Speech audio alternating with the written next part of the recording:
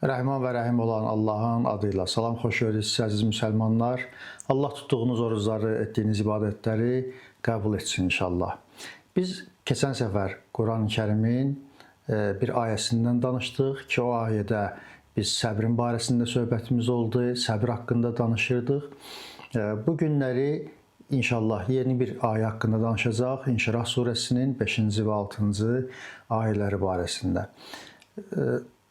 Bəzi suallar ortaya çıxır və bəzi suallar gəlir və bu suallar da bundan ibarətdir ki, biz nə cür səbr eləyək? Görürsən ki, həyatda problemlər bizi çox sıxır, üst-üstə gəlir. Məsələn, ailədə problemlər, maddi problemlər, mənəvi problemlər, uşaqların problemləri, böyüyün problemləri, bu cür problemlər hamısı üst-üstə gəliblər.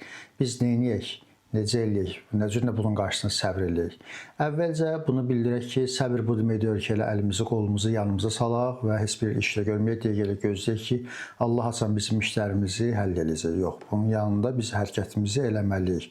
Amma səbirlə, təmkinlə, necə deyərlər, soyuq başla. Yəni, biz həvai nəfsimizi uyub, isti başla bu hərəkətləri etməməliyik və yaxud da ahufəğan eləməməliyik ki, bizim işlərimiz alınmır, filan bu cürlə.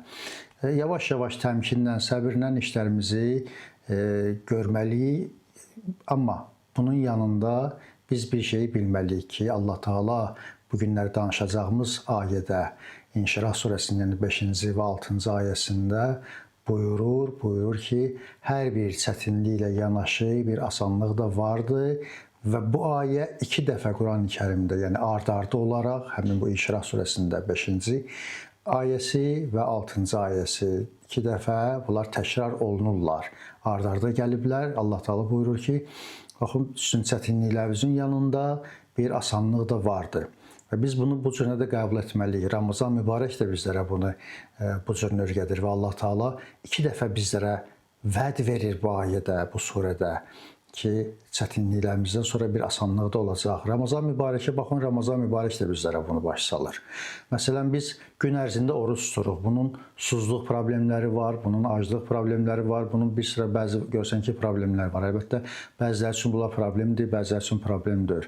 Amma bu çətinliklər var. Hər bir halda hamımız qəbul etməliyik ki, insanıq, bəzi vaxtda susuyuruq, bəzi vaxtda acıyırıq və bu kimi problemlərlə biz Ramazan mübarəkdə üzləşirik. Amma görürsən ki, iftar vaxtı. İftar vaxtında biz su da içirik, yeməyimizi də yeyirik və bu problemlər aradan qalxmış olur. Ramazan mübarəkdə biz bunu öyrənirik ki, yəni hər bir çətinlikdən sonra bir asanlıq vardır. Ona görə ümidimizi üzməyək və çətinliklərin qabağında səbirlə, təmkinlə duraq, ümidlə duraq. Bilək ki, çətinliklərimizin arxasında bir asanlığımız vardır.